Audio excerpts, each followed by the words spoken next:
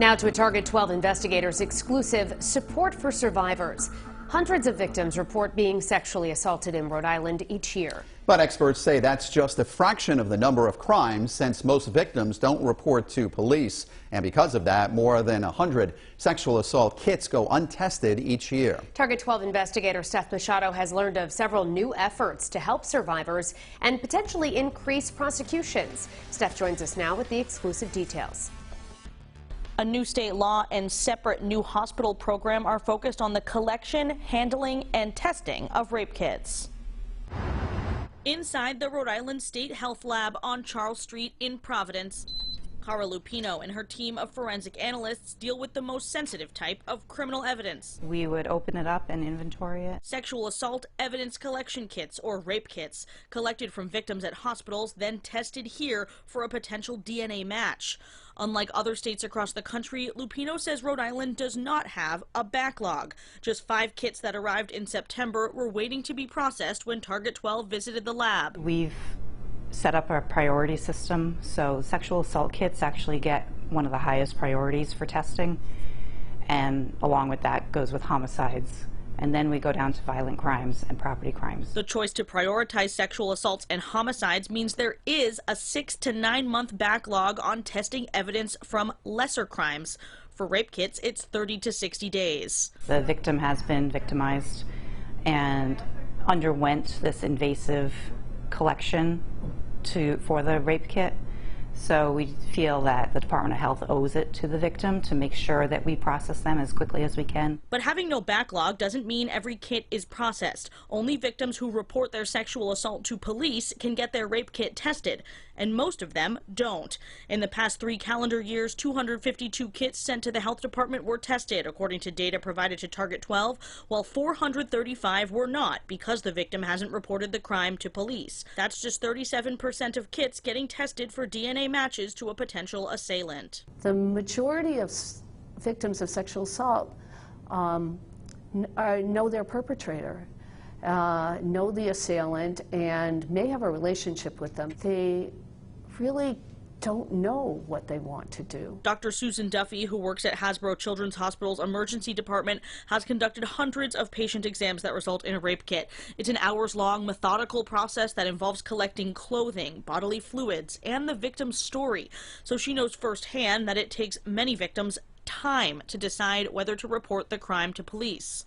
That period of time is really important so that victims can process it, think about it, get through the trauma, and really make a sort of careful and thoughtful decision. A new state law passed this year will mandate that untested kits are held in storage for at least 10 years. Lupino says the health department was already doing that. They have thousands of kits in storage dating back to the 1970s. But the new legislation really was just to make sure that the best practice is followed for the next 20 or 30 years after I'm gone. The new law also directs the Attorney General to create a sexual assault survivors' Bill of Rights. This part was proposed by Senator Tiara Mack, laying out how victims can get their results and ensuring they retain their right to have their rape kit tested later, even if they don't report the crime right away. Every single person should have the tools that when they are ready, whether it's weeks, months, years, decades, they are able to start their healing process. The AG's office says they expect to complete that new Bill of Rights by the end of the year. In the meantime, Rhode Island's largest hospital group is launching a new program this fall they hope will help victims and solve more sexual assault cases. Those details are coming up at 6. With the Target 12 investigators, I'm Steph Machado, 12 News. Now to a Target 12 investigators exclusive support for survivors. At 5, we took you inside the Department of Health Forensic Lab, where dozens of rape kits are tested each year. New at 6, some of the hospitals that collect those kits are launching a new program to try and improve the system and help more cases get solved. Target 12 investigator Steph Machado is here now with the details. Rape kits are typically collected in busy emergency rooms where doctors and nurses have a lot of patients to juggle. This new program funded by the DOJ is aimed at better helping victims and prosecuting assailants. It's very focused on the collection of evidence. Dr. Susan Duffy has treated hundreds of sexual assault victims over the years who come into the ER. The process to collect DNA evidence for one of these rape kits takes hours. It's methodical and involves getting repeated consent from patients and providing emotional support in addition to the medical exam. On average, a sexual assault examination takes about 3 hours.